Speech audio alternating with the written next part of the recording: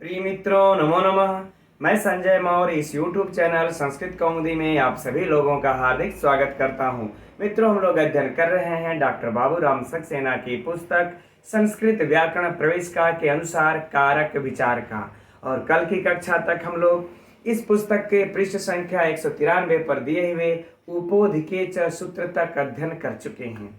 और अब आज उसी पृष्ठ संख्या 193 पर दिए हुए उसके आगे इस सूत्र लक्षणतम भूताख्यान भाग विप्सा सुप्रति परे नवः, इस सूत्र से अध्ययन प्रारंभ करना है। तो आप सभी लोग अपना नोट्स और अपनी पुस्तक संस्कृत व्याकरण प्रवेशिका का पृष्ठ संख्या 193 ओपन कर लीजिए। चलिए अध्ययन प्रारंभ करते हैं हम लोग। तो मित्रों, इस समय हम लोग कर्म प्रवचनीय का अध्ययन कर रहे हैं। किन सूत्रों से किस अर्थ में किसकी कर्म प्रवचनी संज्ञा होती है और किन किन कर्म प्रवचनी के योग में द्वितीया विभक्ति होती है। कल हम लोगों ने कुछ सूत्रों का अध्ययन कर चुके हैं हम लोग, और अब आज कुछ सूत्र शेष रह गए हैं जिनका के अध्ययन करके आज द्वितीया विभक्ति को समाप्त कर देना है। तो चलिए अध्ययन प्रारंभ करते हैं। लक्षणतम भूताख्यान भाग विप्सा सुप्रति परे नवः। तो सबसे पहले मित्रों हम लोग यह देखते हैं कि यह सूत्र कैसा सूत्र है। संज्ञा सूत्र है यह। मित्रों, हम लोगों को कारक प्रकरण में पूरे यह जानना बहुत आवश्यक है कि कौन सा सूत्र संज्ञा करता है, कौन सा सूत्र विधान करता है, विधेय सूत्र है। क्योंकि इससे भी प्रश्न परीक्षा में जबरदस्त पूछे जाते हैं और हम कंफ्यूज होते हैं। तो हर सूत्रों को मैं आपसे रिक्वेस्ट करता हूं कि हर सूत्रों का उसके आगे अपने ही पुस्तक वो जो व्याकरण प्रवेशिका है उसी के आगे लिखते चलिए, संज्ञा सूत्र, विधि सूत्र, है ना, ताकि याद रहेगा। अब प्रश्न उठता है कि यह कौन सी संज्ञा करता है। तो यह कर्म प्रवचनीय संज्ञा करता है। यह भी हो सके तो आप लोग लिख लीजिएगा, कर्म प्रवचनीय संज्ञा करता है। यह कौन सी संज्ञा करता है? कर्म प्रवचनीय संज्ञा करता है। तो प्रश्न उठेगा ना कि यह किसकी कर्म प्रवचनीय संज्ञा करता है, किन अर्थों में कर्म प्रवचनीय करता है। ठीक, तो सूत्र में देखते हैं। तो सूत्र क्या कह रहा है कि लक्षण और इत्थम भूताख्यान, फिर कह रहा है कि भाग, फिर कह रहा है विप्सा, है ना। अर्थात हम लोगों को चार इन्होंने अर्थ बताए। एक कह रहे लक्षण अर्थ, दूसरा इत्थम भूताख्यान अर्थ, तीसरा इन्होंने कहा भाग अर्थ, और चौथा कहा विप्सा अर्थ। इन चारों में, है ना, इन चार अर्थों में प्रति, परि, अनु, ठीक, अर्थात इस प्रति की और परि की और फिर अनु की, इन तीनों की, या तीन हुए, ठीक। तो इन चार अर्थों में इन तीनों की कर्म प्रवचनीय संज्ञा होती है, राइट। अर्थात लक्षण, इत्थम भूताख्यान, भाग और विप्सा, इन चारों अर्थों में प्रति की, और फिर इन चारों अर्थों में परि की, और फिर चारों अर्थों में अनु की कर्म प्रवचनीय संज्ञा होगी। डन। अभी मित्रों हम लोग लास्ट में विश्लेषण किया जाएगा कि हम लोगों ने द्वितीय विभक्ति में किन किन अर्थों में किनका कर्म प्रवचनीय संज्ञा किया, वो लास्ट में भी कर लिया जाएगा अगर अभी दिमाग में कंफ्यूजन होगा तो, ठीक है। अब थोड़ी सी चर्चा इधर लक्षण, इत्थम भूताख्यान, इस पर कर लेते हैं। तो मित्रों, लक्षण का अर्थ क्या होता है? लक्षण का अर्थ हो जाएगा ज्ञापक। ज्ञापक कह लें या फिर कह लें कि चिन्ह। यह किसका अर्थ हो जाएगा? लक्षण का। इत्थम भूताख्यान, इत्थम भूताख्यान अर्थात कहें ऐसा, कह ले या ऐसा हुआ, है ना, कह ले सीधे सीधे ऐसा हुआ, यह ऐसा है, ठीक, ऐसा है या यह ऐसा है कर ले, या ऐसा हुआ, यह अर्थ होगा, यह ऐसा है, राइट। और भाग का अर्थ तो भाग हो ही गया, और विप्सा का अर्थ तो आप लोग समझते हैं कि द्विरिक्ति, अर्थात किसी भी शब्दों की, वर्णों की पुनः दो बार आवृत्ति, उसकी हो गई विप्सा, ठीक। अब इन चारों का हम लोग एक एक करके उदाहरण देखेंगे। तो पहले हम लोग देखते हैं किसका लक्षण अर्थ में उदाहरण। लक्षण अर्थ का उदाहरण हम लोगों के पुस्तक में दिया हुआ है क्या? वृक्षम प्रति विद्योतते विद्युत, वृक्षम प्रति, ठीक है, यह एक ही दिया हुआ है, ठीक है ना। हम लोग इन चाहे तो इन तीनों को एक ही में लिख कर समझ सकते हैं। तो हम लोग चले इन तीनों को लिख देते हैं, प्रति को भी, परि को भी, अनु को भी। ठीक, हम लोगों की पुस्तक में जबकि एक ही दिया हुआ है ना, तो हम लोग चारों लिख लेते हैं, क्योंकि इन तीनों की होती है। तो प्रति कह लीजिए, या परि कह लीजिए, या फिर अनु कह लीजिए। ठीक, तीनों हो गए। तो वृक्षम, प्रति, परि, अनु, वा लगा लेते हैं, तीनों में से कोई एक। विद्योतते, विद्योतते विद्युत। ठीक, अब हम समझ रहे हैं कि हिंदी जो है आप लोगों के पुस्तक में तो दिया हुआ ही है कि पेड़ पर बिजली चमक रही है, या फिर हम लोग यूं कह लें कि वृक्ष की ओर बिजली चमक रही है ना, वृक्ष की ओर, वृक्ष की ओर बिजली चमक रही है ना। ऐसा भी कह सकते हैं कि वृक्ष की ओर बिजली चमक रही है। ठीक, ये हो गया हम लोगों का। अब देखिए यहां पर ये जो प्रति दिख रहा है हम लोगों को, और जो यह परि दिख रहा है और अनु दिख रहा है, इन तीनों की कर्म प्रवचनीय संज्ञा हुई है। किस अर्थ में? तो वृक्ष की ओर, या देख रहे ना, ज्ञापक चिन्ह के अर्थ में, ज्ञापक चिन्ह अर्थात कि बताना है, अरे भाई बिजली किधर चमक रही है, तो हमने अंगुली से इशारा यह कर दिया, देखो उधर वृक्ष की ओर बिजली चमक रही है ना। तो हम उसको संस्कृत में बोल ये देंगे कि वृक्षम प्रति विद्योतते विद्युत, उधर देखो बिजली चमक रही है, या वृक्षम परि विद्योतते विद्युत, या फिर वृक्षम अनु विद्योतते विद्युत, है ना, ऐसा भी कह सकते हैं। आगे बातें समझ में। तो इन तीनों की, प्रति, परि और अनु, इन तीनों की किस अर्थ में? तो ज्ञापक चिन्ह अर्थ में, अर्थात लक्षण अर्थ में यहाँ पर कर्म प्रवचनीय संज्ञा हुई है। राइट, है ना। चलिए अब प्रश्न जो परीक्षा का बनता है हम लोगों का, पहला प्रश्न क्या बनेगा कि इन तीनों की किस सूत्र से कर्म प्रवचनीय संज्ञा हुई है? कर्म प्रवचनीय संज्ञा हुई है, बताइए। इन तीनों की किस सूत्र से कर्म प्रवचनीय संज्ञा हुई है? तो मित्रों क्या हो जाएगा कि लक्षण इत्थम भूताख्यान भाग विप्सासु प्रतिपर नवः, है ना, इस सूत्र से। ठीक, लक्षण इत्थम भूताख्यान से इसकी कर्म प्रवचनीय संज्ञा हो गई। अब ठीक, अब दूसरा प्रश्न एक और बनेगा कि किस अर्थ में हुई है। ठीक, यह प्रश्न भी बन जाएगा कि किस अर्थ में इसकी कर्म प्रवचनीय संज्ञा हुई है। ठीक, तो इसका अर्थ क्या हो जाएगा, किस अर्थ में? तो हो जाएगा कि लक्षण अर्थ में, सीधे सीधे कह दीजिए कि लक्षण अर्थ में। राइट, अब ये फाइनल। अब इसके बाद यहां से प्रश्न पूछा जाएगा आप लोगों से, है ना, इस वृक्षम से प्रश्न पूछा जाएगा कि वृक्षम में किस सूत्र से द्वितीया विभक्ति हुई है?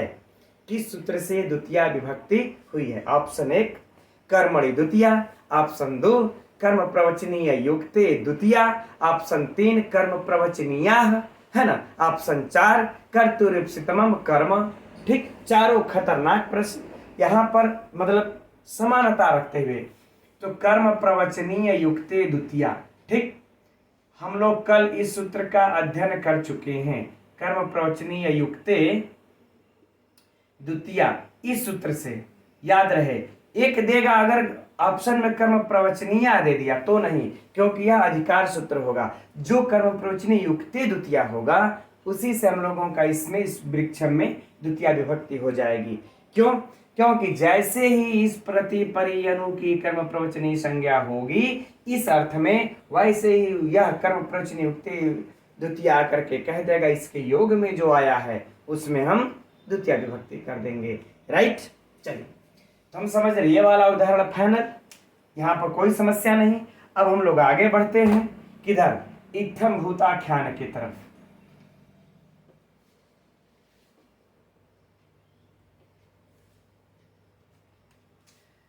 तो दूसरा इत्थम भूताख्यान, है ना। दूसरे का उदाहरण क्या है? भक्तो विष्णुम अर्थात भक्त विष्णु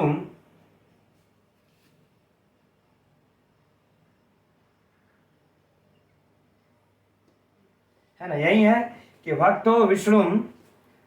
यहाँ पर देखिए आप लोगों के, अच्छा हाँ हरस्व ही दिया हुआ है, हम सोचे शायद दीर्घ होगा, है ना, भक्तो विष्णु। अब यहाँ पर हम लोग ये कर लेते हैं, तीनों को लिख लेते हैं, क्या, प्रति, परि, अनु और फिर वा, है ना, यानी तीनों, भक्तो विष्णु प्रति परि अनु वा। ठीक, अच्छा अब यहां पर देखिए, इसका अगर हिंदी देखा जाए तो क्या हो जाएगा कि भक्त विष्णु की भक्ति से युक्त है, हिंदी भी लिख लेते हैं, भक्त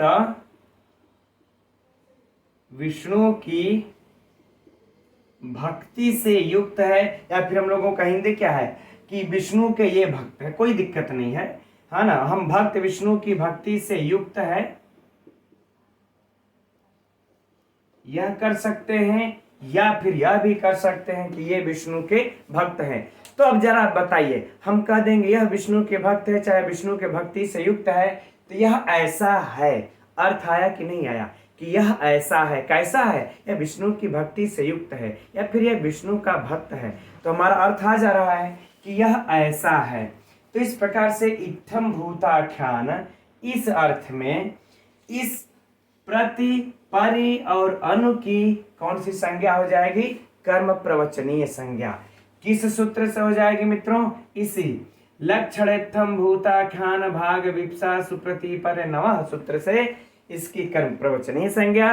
और फिर किस अर्थ में हुई कर्म प्रवचनीय संज्ञा, तो बस इत्थम भूताख्यान एकदम नोट कर लीजिए मित्रों, इससे इस तरह से पढ़ लीजिए मित्रों, मैं आप लोगों को दावे के साथ कह सकता हूं कि इससे बाहर कोई प्रश्न नहीं बनता जो आप लोगों को परीक्षा में उलझाए।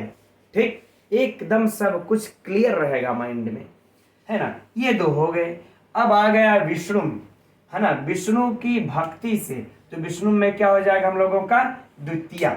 विष्णु में क्या हो जाएगा, द्वितीया हो जाएगी। किस सूत्र से, तो इससे कर्म प्रवचनीय युक्ते द्वितीया से, यहां भी नोट कर लीजिए, कर्म प्रवचनीय युक्ते द्वितीया सूत्र से इसमें क्या हो जाएगी, विष्णु में द्वितीया विभक्ति। बस यही हम लोगों को देखना है, तीन ही बातें तो ध्यान देनी है कि प्रति, परि, अनु की यहाँ पर किस सूत्र से कर्म प्रवचनीय संज्ञा हो रही है, किस अर्थ में हो रही है, और उसके बाद तीसरा आया कि इसमें कौन सी, किस सूत्र से द्वितीय विभक्ति हो रही है। तो यहाँ तो हम लोगों को ध्यान देना ही नहीं है, बस एक ही चीजें दिमाग में भर लीजिए कि द्वितीय विभक्ति वाले में जितने हम लोगों को सूत्र पठित हैं, यहाँ पर अभिर्भागे, इसके बाद हाँ जितने भी सूत्र पठित हैं वो सब के सब द्वितीय विभक्ति जब जब कर्म प्रवचनीय होगा, यह कर्म प्रवचनीय युक्ते द्वितीय ही आकर के द्वितीय कर रहा है। तो एकदम द्वितीय वाला उदाहरण नजर आए तो किस सूत्र से द्वितीय हुआ, कर्म प्रवचनीय युक्ते द्वितीय से द्वितीय हुआ, दूसरा कोई लगना ही नहीं है। ठीक, चलिए ये बातें हो गई। अब हम लोगों का जो तीसरा है वह भाग अर्थ में है। तीसरा क्या है, भाग अर्थ में। चलिए अब भाग अर्थ का उदाहरण क्या हम लोगों को प्राप्त होता है, लक्ष्मी है हरिम प्रति, है ना, यही है, लक्ष्मी ही हरिम प्रति। अब हम लोग तीनों लिख लेते हैं, प्रति, परि, अनु और वा। ठीक, यह तीनों लिख लिया, है ना। और एक चीज यह भी याद रख लेना है मित्रों, चलिए अच्छा उस पर चर्चा हम बाद में ये कर लेंगे, पहले इसके अर्थ को देख लेते हैं, है ना। अब क्या हो जाएगा, लक्ष्मी हरि का भाग है, लक्ष्मी हरि का भाग है, ठीक है ना। या फिर देखिए यह दिया लक्ष्मी हरि के भाग में पड़ी या हिस्से में पड़ी, कोई दिक्कत नहीं है, लक्ष्मी हरि का भाग है, हम यह भी कह सकते हैं। तब भाग अर्थात उनका अंश, उनके हिस्से में पड़ना, यह मेरा भाग हुआ, बंटवारा हो रहा था और उसमें यह जो है, यह पुस्तक, यह ग्रंथ मेरे हिस्से में पड़ गई, यह मेरा भाग हुआ, बस वही बात है। तो लक्ष्मी हरि का भाग है। तो यहाँ पर अगर ये उदाहरण रख करके पूछ दे, याद रहे मित्रों, हम लोगों को यह उदाहरण याद रखना बड़ी ही जरूरी है। क्यों कि अगर मान लें तो यह उदाहरण रख करके दे देगा कि वृक्षम प्रति परि अनुवा विद्युते विद्युत, यहाँ पर प्रति की किस अर्थ में कर्म प्रवचनी संज्ञा हुई है, तो आप लोगों को यह तो याद रहेगा कि यार ये इसी सूत्र से हुआ, लेकिन किस अर्थ में हुआ है, कहीं दिमाग में हौच पौच न हो जाए। इसलिए हम लोगों को अभी से याद रख लेना होगा कि इस उदाहरण में जो प्रति परि अनु तीनों में से किसी की किस अर्थ में, लक्षण अर्थ में। अब भक्तों विष्णु में अगर पूछ दिया कि यहाँ पर प्रति की किस अर्थ में हुई है, तो इत्थम भूताख्यान, नहीं तो कैसे पता चलेगा, इसमें कहीं भाग है क्या, इसमें कहीं इत्थम भूताख्यान नजर आ रहा है क्या, इसमें कहीं, या इसमें कहीं लक्षण नजर आ रहा है क्या, नहीं ना।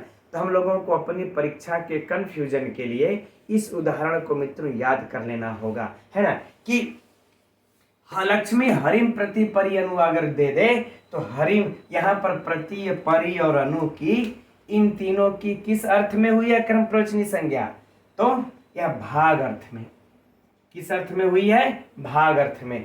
किस सूत्र से हुई है, तो इसी सूत्र से, लक्षण भूताख्यान से, राइट। अब इसके बाद हरिम में किस सूत्र से द्वितीया हुई, तो कर्म प्रवचनी युक्त द्वितीया से द्वितीया हुई। लेकिन सबसे बड़ी बात यही होगी हम लोगों को उदाहरणों को याद करना कि किसमें किस अर्थ में हो रही है, नहीं तो किसी का चर्चा नहीं है मित्रों यहाँ पर। अब विप्सा के अर्थ में देख लेते हैं चौथा।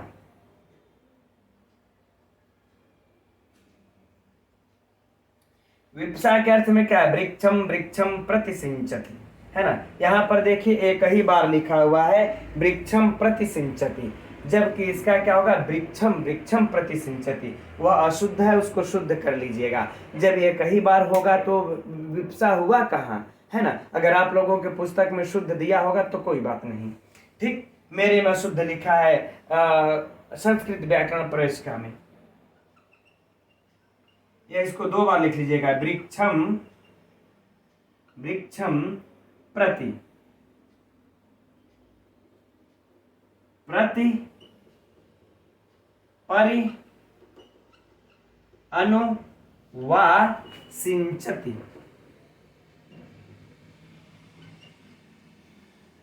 है ना। अब हिंदी क्या हो जाएगी इसका, कि प्रत्येक वृक्ष को सींचता है। क्या हो जाएगी, प्रत्येक वृक्ष को सींचता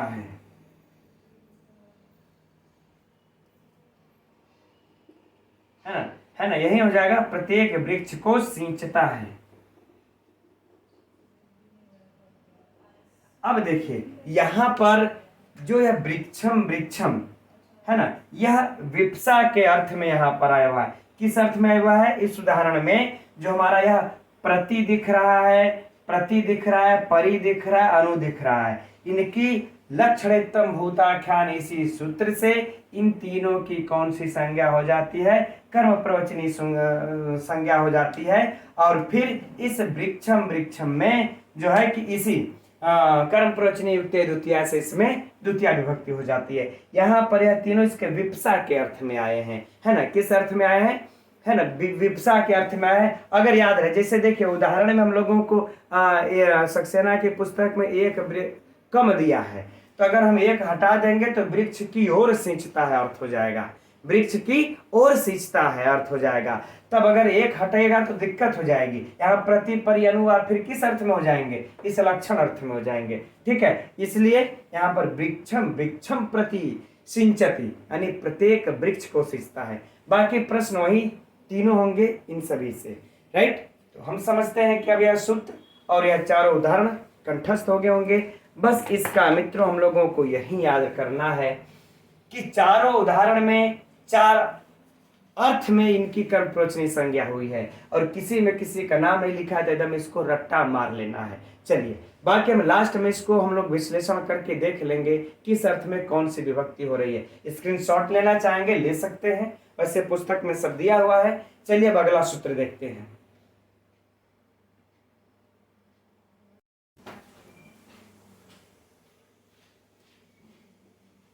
अभीर भागे, यही अगला सूत्र है हम लोगों का।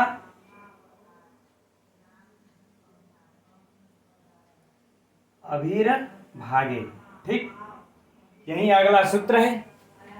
अब देखिए यह सूत्र भी सबसे पहले तो हम लोग यह देखते हैं कि यह सूत्र कैसा सूत्र है, बाकी तभी काम आगे बढ़े। हर कारक के सूत्रों को पहले देखना सीखिए कि यह कैसा सूत्र है, उसके बाद बात आगे बढ़ेगी। तो यह कैसा सूत्र है मित्रों, यह भी देखिए संज्ञा सूत्र है, कर्म प्रवचनी संज्ञा करता है। यह भी कैसा सूत्र है, इसी की तरह यह भी संज्ञा सूत्र है। यह भी जो है यहाँ चलिए नोट कर लेते हैं, संज्ञा सूत्र है। यह भी क्या है, संज्ञा सूत्र। कौन सी संज्ञा करता है, तो कर्म प्रवचनीय संज्ञा करता है, कोई समस्या नहीं।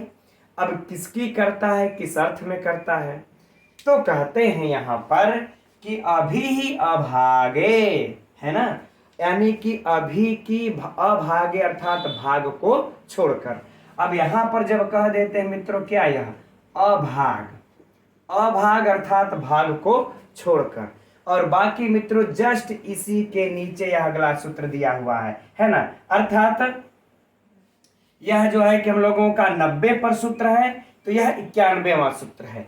तो बाकी हम लोग इससे अनुवृत्ति ले लेंगे, तो क्या अर्थ हो जाएगा, इस अभि की लक्षण अर्थ में, इत्थम भूताख्यान अर्थ में और विप्सा अर्थ में, इन तीन अर्थों में अभि की भी कर्म प्रवचनी संज्ञा हो। अभाग कह करके इस भाग को छुड़वा दिए, है ना, याद में आ गया समझ में कि यहां पर देखिए हम लोगों ने पढ़ा था प्रति परि अनु, यह तीनों पढ़ा था। ठीक, इन प्रति परि अनु का इन तीन का इन चारों अर्थों में हो, लेकिन जो ये चौथा अभी आ गया इन तीनों को छोड़ के है, यहाँ पर प्रति परि अभी है, अरे अनु है, यहाँ पर क्या आ गया अभी। अब इस अभि का इन तीन में हो और भाग को छोड़ दिया गया, अभाग अर्थ में न हो। ठीक, तो हम लोग अब अभि का इन तीनों के अर्थों में उदाहरण देख लेते हैं एक एक करके। यह बड़ा ही कंफ्यूज करता है मित्रों परीक्षा में। ठीक है, तो चलिए पहले देखते हैं हम लोग लक्षण अर्थ में। किस अर्थ में देखते हैं, लक्षण अर्थ में। उदाहरण क्या है, हरिम अभी अलग अलग हम लिख देते हैं, हरिम अभी वर्तते, हरिम अभी वर्तते, और हिंदी क्या हो जाएगा, हरि के अनुकूल है हिंदी। ठीक, अब आपको देखिए, अच्छा हरि के अनुकूल है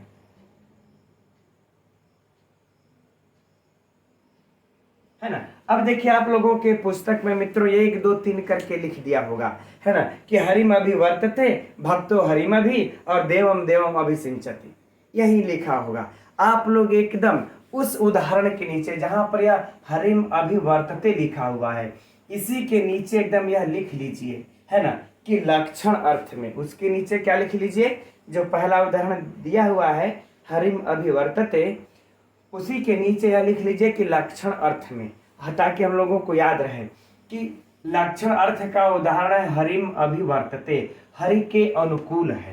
राइट, अब यहां पर देखिए, यहां पर जो अभी आया हुआ है, यह अभी की कर्म प्रवचनी संज्ञा होती है। किस सूत्र से कर्म प्रवचनी संज्ञा होती है, तब लक्षणर्थम भूताख्यान को भूल जाइए। यहां पर कर्म प्रवचनीय संज्ञा, प्रवचनीय संज्ञा किस सूत्र से हो गई, इसी सूत्र से, किससे, अभिर्भागे से, अभिर्भागे सूत्र से इसकी कर्म प्रवचनीय संज्ञा हो गई। ठीक, और किस अर्थ में हुई, यह भी ध्यान देना होगा, किस अर्थ में, तो क्या अर्थ में, पहला वाला है यह लक्षण अर्थ में है ना, किस अर्थ में, लक्षण अर्थ में। तो ये लक्षण अर्थ में आप लोग अपने उस उदाहरण के नीचे इसको लिख लीजिएगा ताकि स्मरण रहेगा। ठीक, अब इसके बाद इस हरिम में द्वितीय विभक्ति, तो द्वितीय विभक्ति तो हमने पहले भी कहा कि सोचना है नहीं, एकदम लगा दीजिए कर्म प्रवचन युक्त द्वितीय से, कर्म प्रवचन युक्त द्वितीय से इसमें द्वितीय हो गई। ठीक, अब बाकी यहाँ पर और कोई प्रश्न नहीं बनता, है ना। चलिए अब आगे बढ़ते हैं। अब जो इसका दूसरा उदाहरण है उसको देखते हैं। इत्थम भूताख्यान, इत्थम भूताख्यान,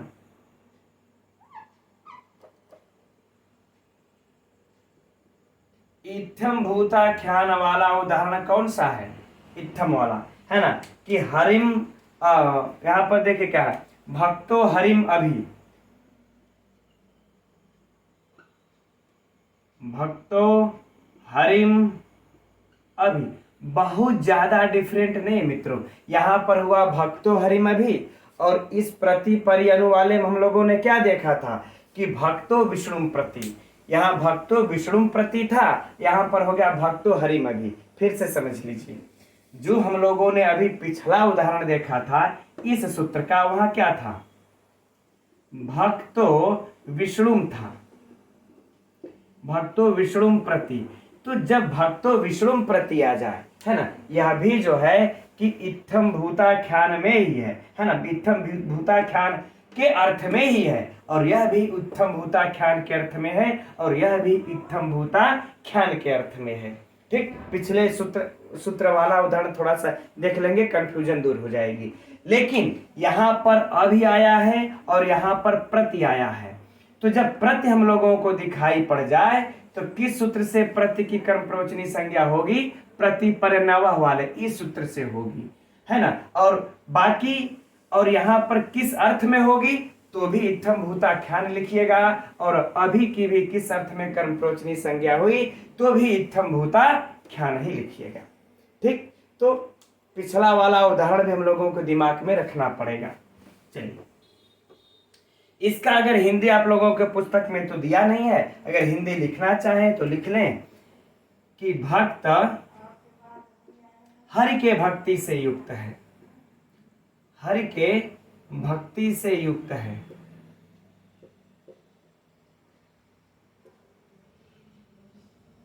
ठीक, अब वहां पर भक्त विष्णु के भक्ति से युक्त था, यहां पर भक्त हरि के भक्ति से युक्त हो गया। यह सिर्फ शब्दावलियों का अंतर है। यद्यपि हम चाहते हैं हम लोग तो यहाँ पर हरिम के जगह विष्णु भी लिख दें, कोई समस्या नहीं है। हरि में लिखिए, विष्णु में लिखिए, चाहे लक्ष्मी को रखिए यहाँ पर, चाहे सरस्वती को रखिए, ब्रह्मा को रखिए, महेश को रखिए, क्या फर्क पड़ता है। यह अभी तो अभी है, इसके कारण इसमें द्वितीया ही लगानी होगी। राइट, चलिए, अब बाकी यहां पर भी मित्रों हम लोगों का वही प्रश्न हो जाएगा कि किस सूत्र से इस अभि की कर्म प्रवचनीय संज्ञा हुई? तो अभिर्भागे से इसकी भी कर्म प्रवचनीय संज्ञा हुई। किस सूत्र से इस अभि की किस अर्थ में इसकी कर्म प्रवचनीय संज्ञा हुई? तो इत्थम भूताख्यान, इस अर्थ में अभि की कर्म प्रवचनीय संज्ञा हुई। फिर मित्रों मैं कह दे रहा हूं कि एकदम यह इसका एक ही उपाय है, यह सूत्र और उदाहरण को रट लेना कि भक्तो हरिम अभि किस अर्थ में है? इत्थम भूताख्यान अर्थ में है। अभि हरिम अभि वर्तते किस अर्थ में है? तो लक्षण अर्थ में है। इस प्रकार से हमको इसका रट लेना ही उपाय है, एकदम रट लीजिए। ठीक है, चलिए अब आगे बढ़ते हैं। अगला जो उदाहरण है, भाग का है नहीं, विप्सा का देख लेते हैं। तीसरा विप्सा अर्थ में। अब विप्सा अर्थ का तीसरा उदाहरण क्या है? देवम देवम अभिसिंचति, देवम देवम अभिसिंचति, अर्थात कि प्रत्येक देव को स्नान कराता है।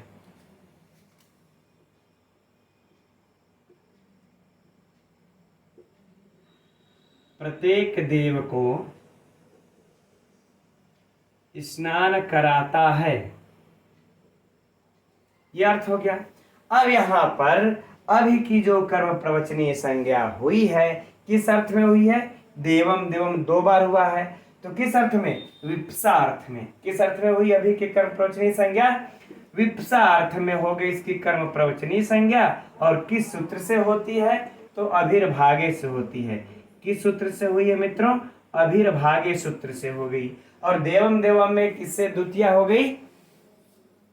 तो बस कर्म प्रवचनीय युक्त द्वितीया से इसमें द्वितीया हो गई। अब बताइए इसमें से ऐसा कुछ बचा जो कि आप लोगों के लिए ऐसा हो कि जो छूट गया और परीक्षा में पूछे, कंफ्यूज कर सके? मेरे दृष्टि में तो नहीं रहा। एकदम इस तरह से पढ़ लीजिए मित्रों, थोड़ा मेरे साथ अध्ययन करने में, चाहे कोई भी हम लोगों ने मेघदूतम को भी पढ़ करके समाप्त किया, चाहे नीति शतकम को पढ़ करके समाप्त किया, समय तो जरूर लगा, लेकिन मैं कोशिश करता हूँ कि उसमें से हर बिंदु को एक बार जरूर दृष्टि पड़ जाए, उस पर टच जरूर कर लिया जाए, स्पर्श, ताकि परीक्षा में आए तो यह न लगे यार मैंने इसको तो पढ़ा नहीं, मैंने इसको तो देखा नहीं। ठीक, समय जरूर लगेगा लेकिन गहन और सूक्ष्म अध्ययन करिए और एकदम परीक्षा में कॉन्फिडेंस आएगा इससे। चलिए अब आगे बढ़ते हैं विपसा के बाद अब अगले सूत्र की तरफ।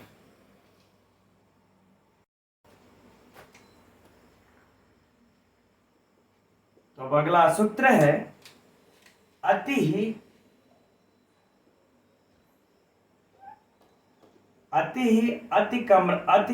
च। अतिक्रमणे अर्थात अतिक्रमणे च। ठीक, यह हम लोगों का अगला सूत्र है, यही है। अंतिम पृष्ठ संख्या 194 एकदम ओपन कर लीजिए। देखिए सबसे ऊपर यही सूत्र दिया हुआ है, अतिक्रमणेच अर्थात अतिक्रमणेच, है ना। अब इसका भी देखिए, देखते हैं यह भी कैसा सूत्र है। तो यह कैसा सूत्र है? संज्ञा सूत्र है। संज्ञा सूत्र है। कौन सी संज्ञा कर रहा है? तो यह भी कर्म प्रवचनीय संज्ञा कर रहा है, कर्म प्रवचनीय संज्ञा कर रहा है। अब यहां तक तो कोई समस्या नहीं। कैसा सूत्र है? संज्ञा सूत्र। कौन सी संज्ञा किया? कर्म प्रवचनीय संज्ञा किया। अब किसकी कर रहा है, किस अर्थ में कर रहा है? तो देखिए यहां पर आ गया अति, है ना। अति अर्थात अभी तक हम लोग अनु की, उप की, अधि की, परि की, फिर अनु का अध्ययन किए कि यह सब की कर्म प्रवचनीय संज्ञा भिन्न भिन्न अर्थों में होती आई। अब हम लोगों के सूत्र में एक नया मिला। क्या मिला? अति। अति की भी अतिक्रमणे, अतिक्रमण अर्थ में कर्म प्रवचनीय संज्ञा होती है। अतिक्रमण का हिंदी में अर्थ मित्र लगा लेंगे हम लोग तो जाएगा बढ़कर। इस बढ़कर के अर्थ में इस अति की भी कौन सी संज्ञा होती है? कर्म प्रवचनीय संज्ञा। समझ में आ गया? अब बात आ गई यहाँ पर च लिखा हुआ। च मतलब और यानी कि कुछ और में भी इसकी कर्म प्रवचनीय संज्ञा अति की हो रही है, तो उसको हम लोग कहाँ से लाएंगे? तो जस्ट इसके पहले चूंकि यह 95 पर सूत्र है, 1495 और 1494 पर यह सूत्र आता है सुपूजायाम, है ना। तो यहां से हम लोग वहां से जो है कि पूजायाम की अनुवृत्ति ले लेंगे। किसकी? इस पूजायाम की अनुवृत्ति ले लेंगे। जब पूजायाम की अनुवृत्ति आ जाएगी तो अर्थात अब पूजायाम का अर्थ क्या होगा कि आदर या सम्मान, आदर या सम्मान।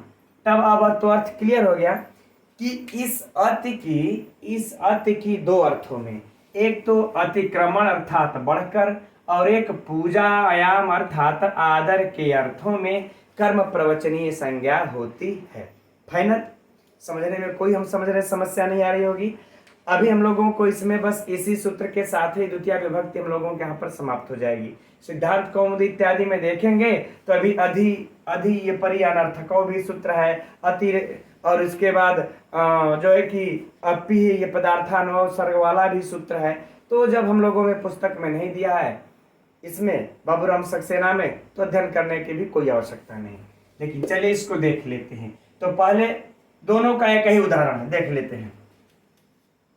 क्या है? अतिदेवान कृष्ण, अतिदेवान कृष्ण। अब अगर इसका हिंदी देखा जाए पहले, है ना, अर्थात क्या होगा कि कृष्ण, है ना, इसका अगर हिंदी देखा जाएगा तो क्या हो जाएगा कि कृष्ण देवों से बढ़कर हैं, कृष्ण देवों से बढ़कर हैं। एक अर्थ यह हो जाएगा।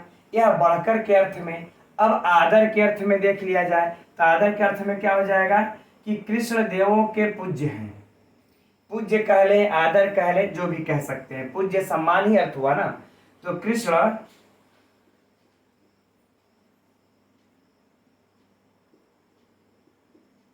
देवों के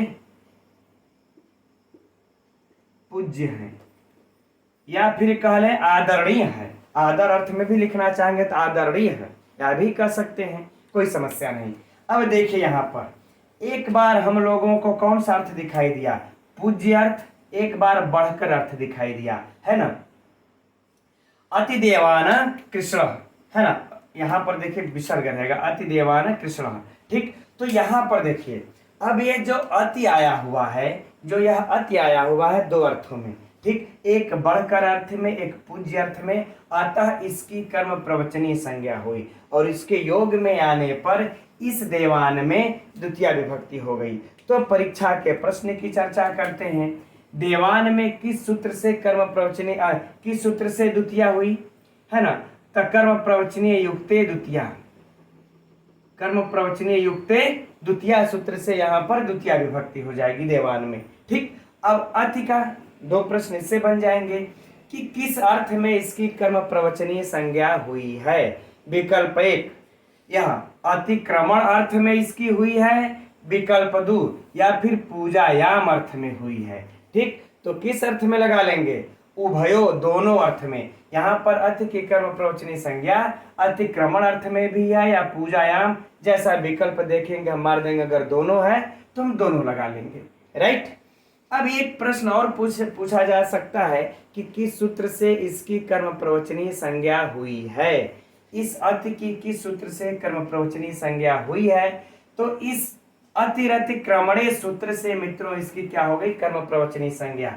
एकदम नोट कर लीजिए, अतिक्रमणे च सूत्र से, अतिक्रमणे च सूत्र से इसकी कर्म प्रवचनीय संज्ञा हो गई। अब बताइए इसमें से कोई बाहर से प्रश्न आ सकता है, हमारे समझ में तो नहीं आएगा। ठीक, तो चलिए अब इतना तक हो गया और बाकी सूत्र जो इसके अंतर्गत हम लोगों को नहीं दिए हैं तो अध्ययन नहीं करना है।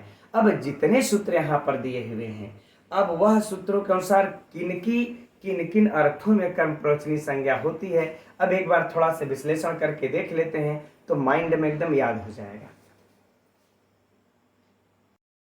तो यह देखिए मित्रों, हमने एक तरफ इसका जो है कर्म प्रवचनीय संज्ञा जो जो हुए हैं यह लिख दिया है और इनकी जो कर्म प्रवचनीय संज्ञा हुई है किन किन अर्थ में हुआ है, इन अर्थों को इधर काले रंग में हमने लिख दिया है।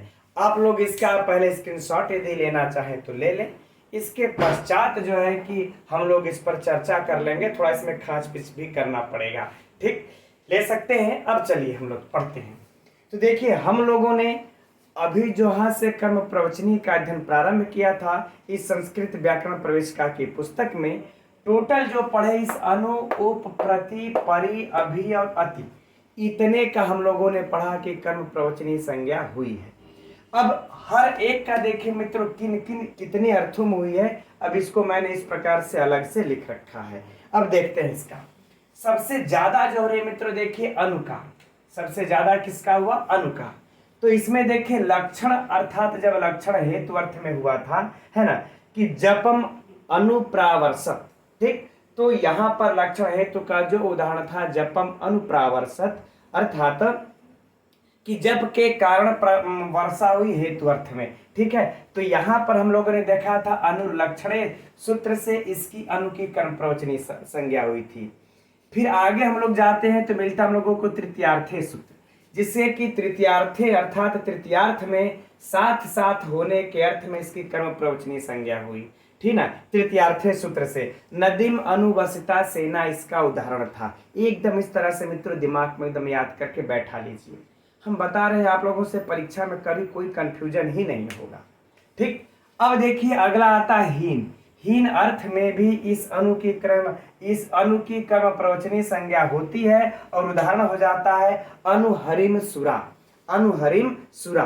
ठीक, इसका उदाहरण था हीन अर्थ में और हीने से इसकी कर्म प्रवचनीय संज्ञा हुई थी।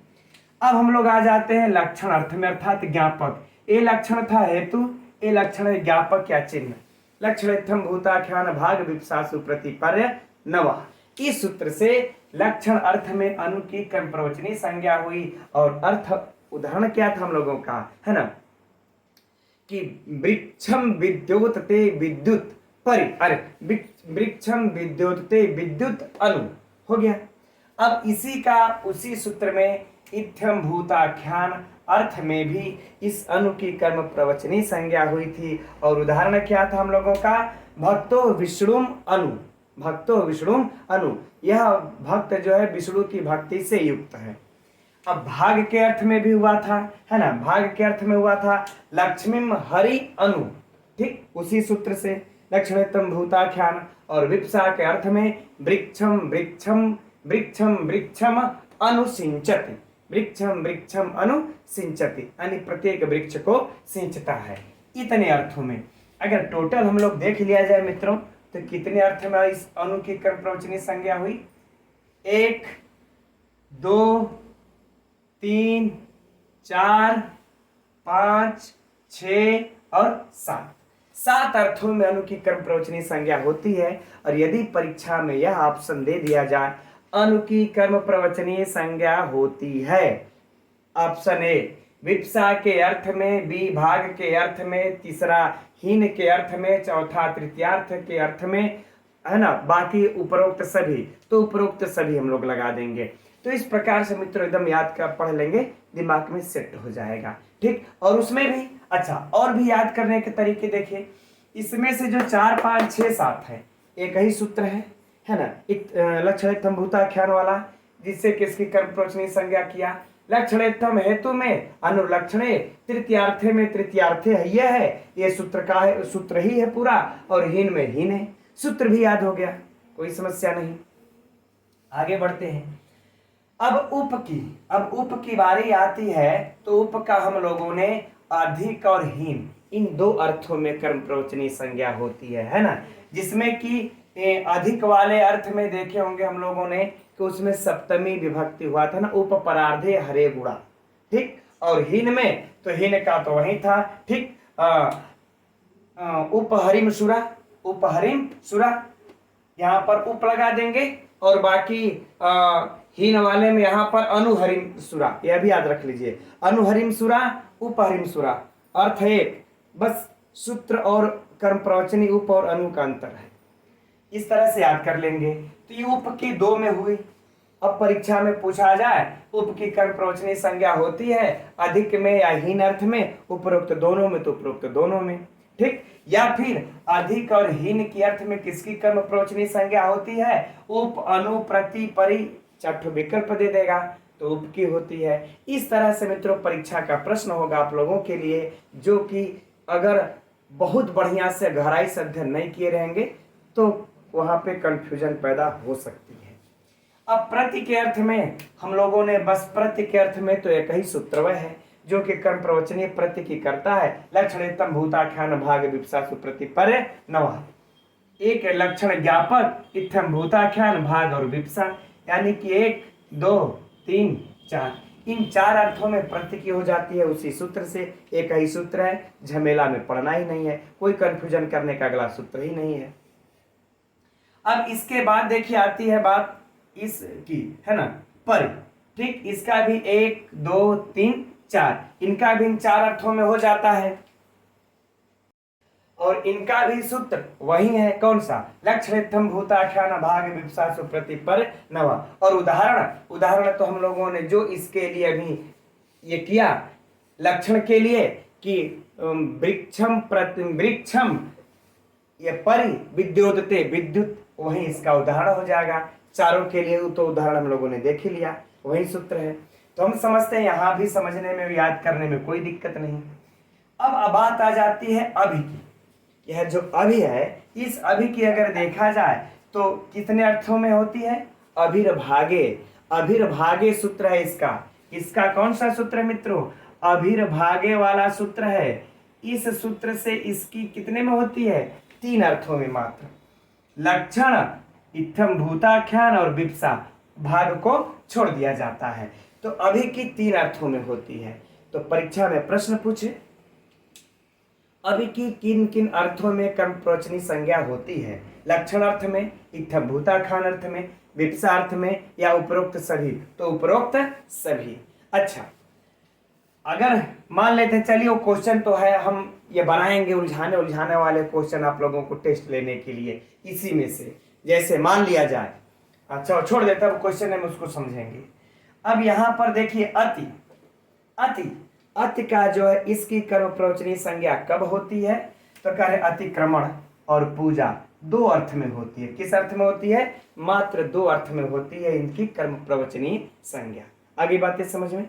चलिए, ये तो हम लोगों के पुस्तक में रहा और इसके अनुसार हम लोगों ने यह याद भी कर लिया। अगर मान लेते हैं मित्रों, बाय द वे यह थोड़ा सा बढ़ गया क्वेश्चन, है ना, क्योंकि कुछ हमारे गुरुजी लोग होते हैं को पुस्तक को देखते नहीं, कारक प्रकरण है तो वो सोचते हैं वो भी होगा, उसको उठा करके एक दो आउट ऑफ सिलेबस प्रश्न पूछ ही दिया जाता है। उसके लिए हम बता रहे हैं कि देखिए, उसके लिए एक हम लोग और बढ़ा लेते हैं, बस जानकारी ले लेते हैं मित्रों, एक दो और, एक तो सातवां हो जाएगा क्या, अधिकी, है ना, एक सातवां अधिक को बढ़ा लीजिए। ठीक, अधिकी किस अर्थ में कर्म प्रवचनी संज्ञा होती है, तो अनर्थक अर्थ में, अधिपरि अनर्थक सूत्र से अनर्थक अर्थ में होती है। ठीक, अनर्थक, इसको भी एक बढ़ा लीजिए आप लोग, काम करेगा, है ना। मान लेते हैं अगर आ ही गया तो, और इस अनर्थक अर्थ में इस पर की भी होती है ना, इसकी भी अनर्थक। अब पुस्तक में नहीं दिया था इसलिए हमने अधिपरि अनर्थकों का नहीं अध्ययन किया, है ना, लेकिन अधिपरि अनर्थकों सूत्र जो है ना, उस अनर्थक अर्थ में अधिकी और परि की कर्म प्रवचनी संज्ञा करता है। अगर मान लेते हैं परीक्षा में इस अनर्थक का भी दे दिया कि अनर्थक अर्थ में किसकी कर्म प्रवचनी संज्ञा होती है, प्रश्न को सुन लीजिए, अनर्थक अर्थ में किसकी कर्म प्रवचनी संज्ञा होती है। अब यह दे दिया तो यहाँ तो सोचेंगे यार हम लोगों ने तो बस इतना ही पढ़ा था, कहीं भी अनर्थक नहीं आया था, तो ये अनर्थ हो जाएगा तब। इसलिए यह याद रखिए कि परि का भी अनर्थक अर्थ में कर्म प्रवचनी संज्ञा होती है और अधि का भी अनर्थक अर्थ में कर्म प्रवचनी संज्ञा होती है। अब एक बातें और आ जाती है मित्रों, कौन सी, सु। अब एक ठो बस और बढ़ा लीजिए, बस इतना ही कर लेना है आप लोगों को। आठवां, है ना, दिख तो रहा होगा आप लोगों को, आठवां इस सु की, ठीक, जो कि हम अभी चर्चा हम लोग कर रहे थे, पूजायाम, सु पूजायाम सूत्र है ना। इस सूज की जो है पूजायाम अर्थात तो पूजा अर्थात आदर के अर्थ में कर्म प्रवचनी संज्ञा होती है। किसमें, पूजा के अर्थ में अर्थात वहीं आदर के अर्थ में। बस इसको और भी बढ़ा लीजिए क्योंकि यह मित्रों प्रश्न पूछा जा चुका है ना, मतलब टीजीटी में नहीं, अदर परीक्षाओं में, है ना, इसलिए इसको भी याद कर लीजिए, क्या पता टीजीटी में पूछ ही दे। ठीक, तो सु की पूजा अर्थात आदर अर्थ में सु पूजायाम सूत्र से कर्म प्रवचनी संज्ञा होती है और बाकी अधि का तो चर्चा हो ही गया। अब इस तरह से मित्रों बस इतना आप लोग याद कर लीजिए। अब कर्म प्रवचनीय कौन है, किस अर्थ में हो रही है, किस सूत्र में हो रही है, हम समझ रहे, अब कोई भी कंफ्यूजन आप लोगों को नहीं रह जाएगा। ठीक, तो अब आज के लिए मित्रों इतना ही रहने देते हैं। अब द्वितीय विभक्ति समाप्त भी हो गई। अब कल से हम लोग इस तृतीय विभक्ति का प्रारंभ किया जाएगा, पृष्ठ संख्या 194 पर, तृतीया साधकतम करणम। कल के लिए अब आज की कक्षा को इतना ही रहने देते हैं। आज की कक्षा मित्रों आप लोगों को कैसी लगी, समझ में कितना आया, आप लोग कमेंट्स जरूर किया कीजिए, वही मेरे एनर्जी को बढ़ाती है। ठीक है मित्रों, अब कल मिलते हैं 3 बजे इसी समय, तब तक के लिए नमो नमः। आप लोग अगर स्क्रीनशॉट लेना चाहें तो ले सकते हैं।